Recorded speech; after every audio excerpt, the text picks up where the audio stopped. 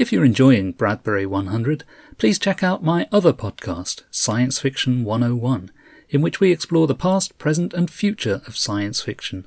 Find it at 101sf.blogspot.com. And head over to YouTube to find my Bradbury 101 series, in which I look at Ray's books and movies.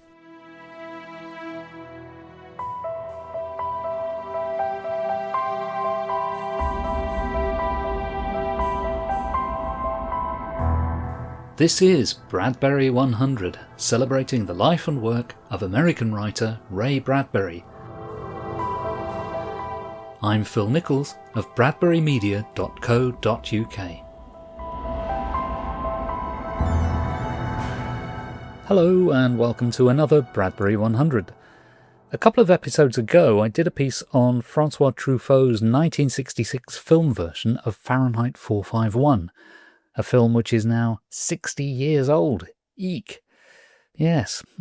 In that episode, I discussed mainly how the film had influenced Ray Bradbury. Ray was very taken with it at the time, although later on he changed his position on the film.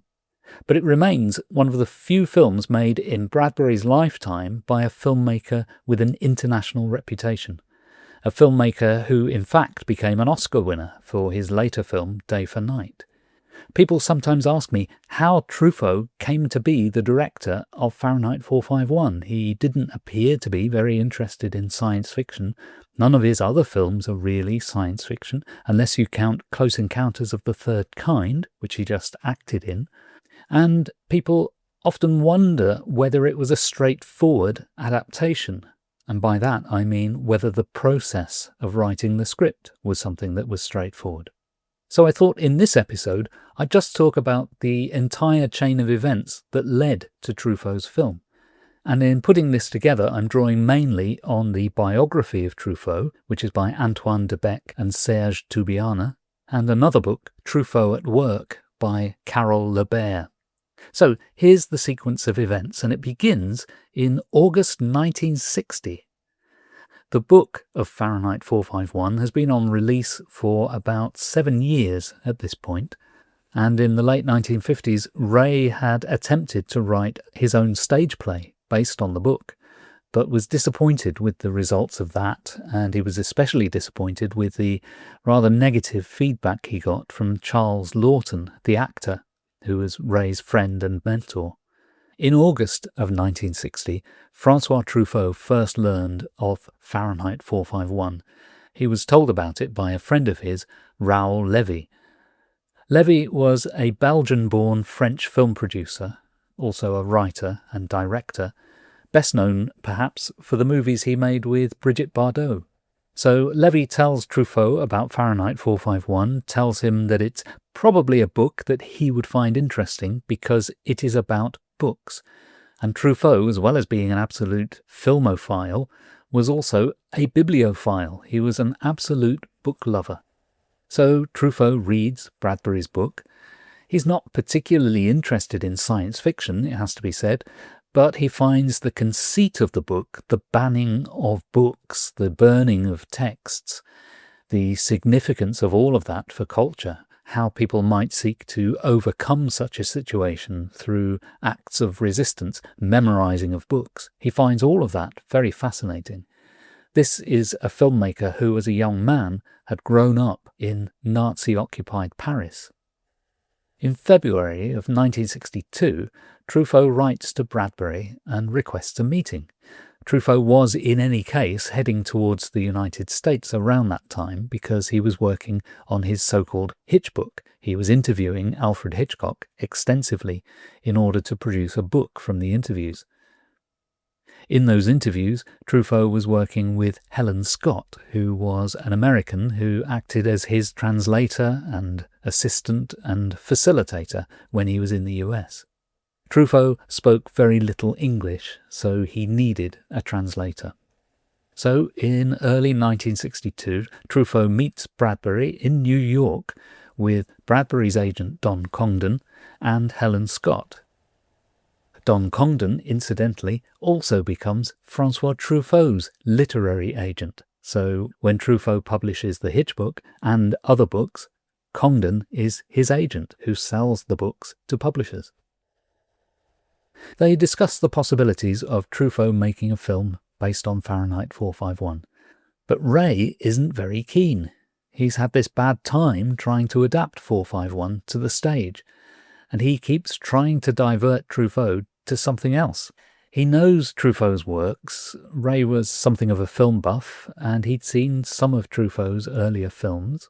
And at this time, early 1962, Ray was more fixated on getting The Martian Chronicles made as a movie. He'd been working on script versions of that since about 1957, and he saw that as something that had more potential as a film. In a way, ahead of his time, because in 1962, science fiction films were not all that. Towards the end of the decade, they'd become very big. Anyway, Ray tries to persuade Truffaut to adapt one or more stories from The Martian Chronicles. Truffaut says, I'll think about it. He goes away, he reads The Martian Chronicles, but he's not that keen. It's not that he dislikes the book, it's just not the book that he wants to make a film of. He would still much prefer Fahrenheit 451. His interest, remember, is not science fiction, his interest is books. In April of 1962, Truffaut meets with Paul Newman, the Hollywood star, who is a very big rising star at this time, and he tells Newman that he would like him to consider appearing in an American film version of Fahrenheit 451, with Truffaut as the director. What Truffaut's trying to do here is fix the film up with a big star in order that a co-production deal can be made with an American distributor. This is quite fundamental to getting films made today, but even back in the early 60s, co-productions were very helpful. So this film would have been a co-production between Films du Carrosse, which was Truffaut's film company, and Astor Films. Trouble is, Paul Newman, although he's keen to be in the film, he doesn't think much of the script or the outline that Truffaut presents him with. He thinks the character of Montag needs to be more dynamic, more heroic. And this worries Truffaut because he's already got his conception of Fahrenheit 451 in the treatment. And that conception is very much influenced by Ray's book. So he doesn't want to steer it in the direction that Newman would prefer. In June of 1962, Truffaut discusses the film with Jean-Paul Belmondo, who's one of the biggest French film stars of the time. Now, if Belmondo had come on board, it's more likely that the film would have been made in France and in French. But all of this is quite speculative because it's only in July of 1962, the 19th of July to be precise, that Truffaut formally buys any rights to Fahrenheit 451. His company, Carrosse, pays $40,000 for those film rights. Truffaut has a number of attempts at getting a script together with his various writer colleagues, Jean Gruau, Marcel Moussy, Claude Givray, but no matter who he collaborated with, he found he was struggling to get the story into the correct form for him. He makes a final attempt by teaming up with Jean-Louis Richard, the actor, and they draft a script together in February and March of 1963. With script in hand, Truffaut is still looking for a co-producer, so he goes and talks to Henry Deutschmeister. He also talks to Charles Aznavour as the potential star in the role of Montag. Aznavour, as I've mentioned before, is these days best remembered as a singer, but he was also a very good character actor and had starred in Truffaut's earlier film, Shoot the Piano Player, and he's very good. He's terrific in that film. Charles Aznavour is quite a small fellow, rather slight of build. Truffaut probably figures that he doesn't really look much like a fireman, so he tells Bradbury that if Aznavour does take the role of Montag, he will make sure that all of the other firemen in the film are of a similar build, so that Aznavour won't look out of place. It's rather an extreme length to go to with your casting. Truffaut also at this point told Bradbury that the film would be made in colour, and that this would make it Truffaut's first colour film. His prior films were all made in French, in black and white. We get to July 1963, and Truffaut is rather burnt out on Fahrenheit, especially all these shenanigans of trying to raise funding and trying to secure a cast. He's particularly disturbed that every star he talks to about the film seems to want to change the script. Truffaut is losing confidence, so he decides that he and Jean-Louis Richard will go to Cannes and they'll write something completely different. They go off and they invent a whole other film, nothing at all to do with Fahrenheit 451. They write and subsequently shoot and produce and finish the film, which is called La Peau Douce, Soft Skin. Not a bad film.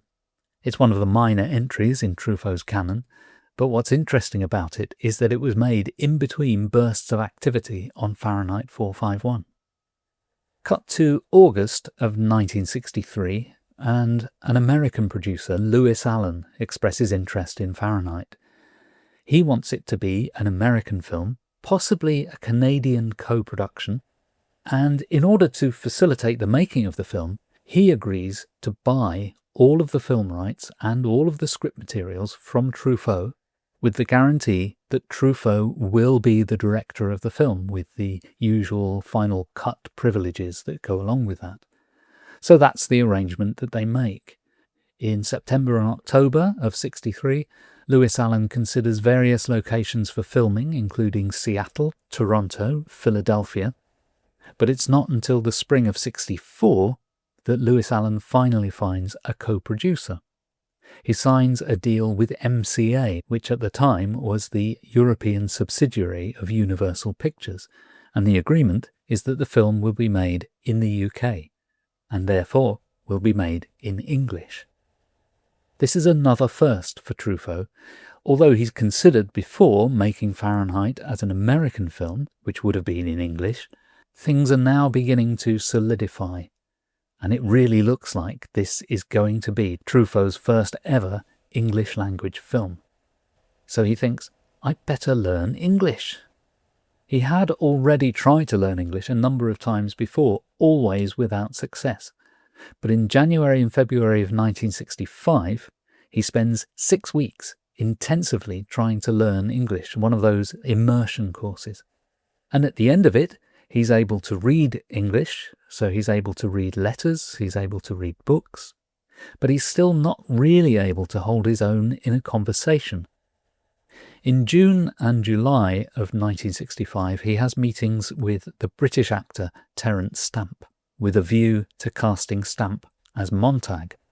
Fortunately for Truffaut, Stamp had a French parent, and so he grew up bilingual. He was a fluent French speaker, and this only helps to endear Stamp to Truffaut, who in any case was very impressed with him as an actor. Having secured his Montag, he now seeks to cast Linda, who is the wife of Montag. Remember, in the novel, Montag's wife is called Mildred, but in the film she's called Linda. One earlier piece of casting for the role of Linda was the French actress Jean Seberg, but she had dropped out some time back, and now Truffaut was pursuing Julie Christie, but he was still struggling to find a suitable Clarice. And now the producer, Lewis Allen, comes up with a somewhat random suggestion, maybe driven by sheer practicality. He says, why not cast Julie Christie in both parts? Have her not only as Linda, but also as Clarice. Now, Truffaut is surprised by this suggestion, but he can immediately see a creative value to it, and he says that it solves one of the perennial problems of any story where you've got a wife and another woman. Having the same actor for both parts allows the viewer to see something that those characters have in common. He's very insistent that this is not a love triangle, this is not a romantic three-way. But nevertheless, he sees the appeal of there being something in Linda that's reflected in Clarice and something in Clarice that's reflected in Linda. In all honesty, I don't think that comes across very well in the film itself, and if it does, it misleads the viewer. When I've done public screenings of Fahrenheit 451, I've often found that people are confused by the fact that Clarice and Linda look alike. You expect that to have some plot significance, but it's never even discussed within the film itself. So at best it comes across as stunt casting, and it didn't go down very well with Terence Stamp. When Terence Stamp learned that Julie Christie had been given 2 parts in the film, and that he was supposed to play off both of those characters, he withdrew from the project. He was no longer interested. So Truffaut is stuck without a Montag now. And again, it appears to have been Lewis Allen, the producer, who suggested a way out of this. They already had Oscar Werner under contract to play the part of the fire chief. Why not ask Oscar to step into the role of Montag? Oscar Werner is Austrian, he's a native German speaker, and the character is called Montag, which is German for Monday. Why not? There's nothing in the book or the script that says that Montag is German, but it seems to make sense. So Oscar Werner is cast in that role, which then just leaves the less important consideration, at least in Truffaut's mind, of who will play the fire chief. And as a rather last-minute thing, he casts the admittedly wonderful Cyril Cusack in that role. Move forward to January of 1966, and Truffaut moves to London. Filming is about to begin. He stays in London between January and June, stays in a hotel, and he decides to keep a diary of the production for publication. The diary is serialized in the French film journal Cahiers du Cinéma.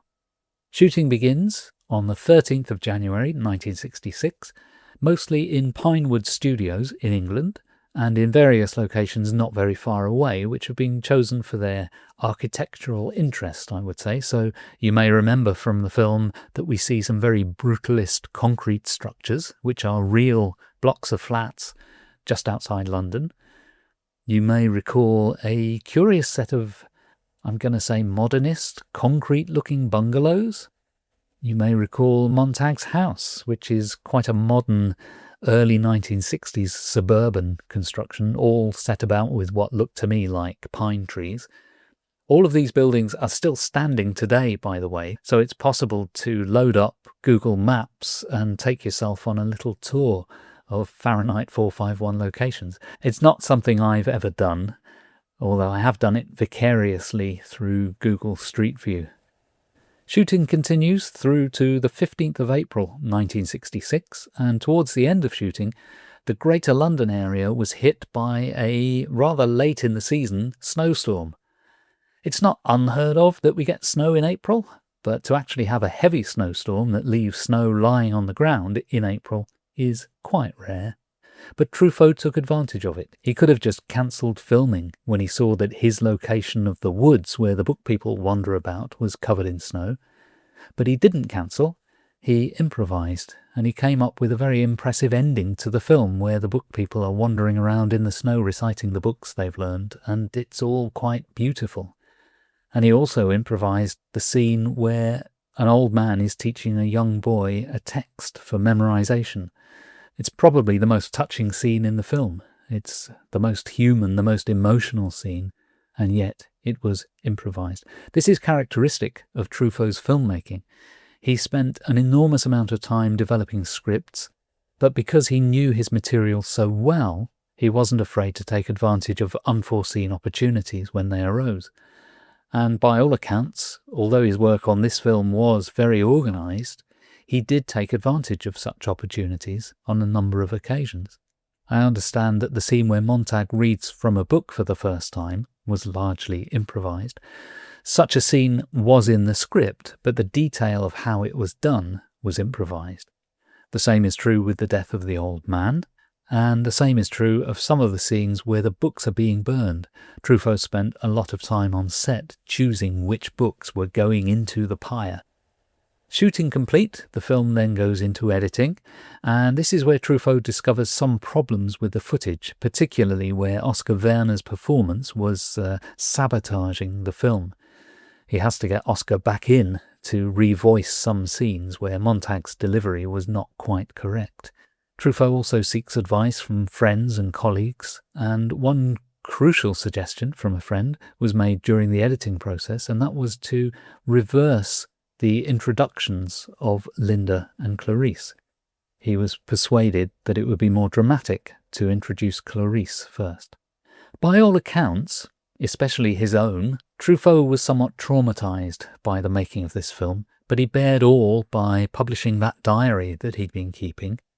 And it does show a considerate, thoughtful, yet anxious filmmaker at work.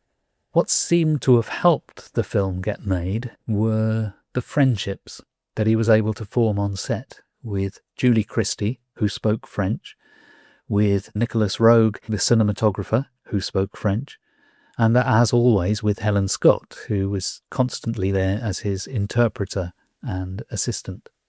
But what frustrated Truffaut, I think, was the sheer scale of studio filmmaking in 1960s Britain. Truffaut was more used to shooting on the streets of Paris with a small crew, maybe 5-6 people. But for Fahrenheit, when he turned up on day one of the shoot, he saw that the cinematographer Nick Roeg himself had a team of about 15 people working for him. This was a whole other world for Truffaut. Nevertheless, the film was creatively successful in some regards. It's still talked about now, 60 years on. It's not a perfect film. Its flaws are probably the thing that keep people talking about it, because there's a very healthy debate to be had. Are those flaws mistakes? Or, as I tend to believe, are those flaws actually evidence of a very creative mind at work?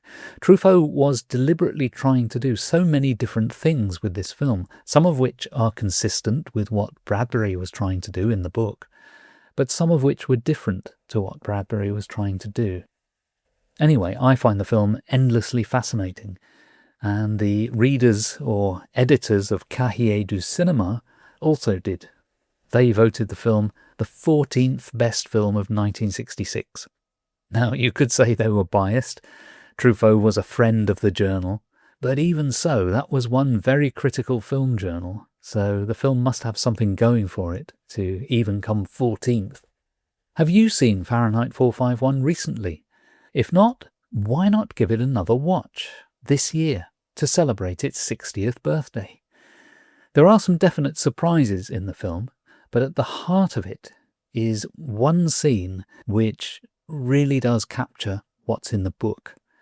It's the scene where the old lady and her books go up in flames. It's very powerful, and it's taken almost as written from Ray's book, which kind of highlights how perfect that scene is in the book. Well, I hope you've enjoyed this run through some of the background of the making of Fahrenheit 451, 1966 version, and I hope you'll join me next time for another Bradbury 100.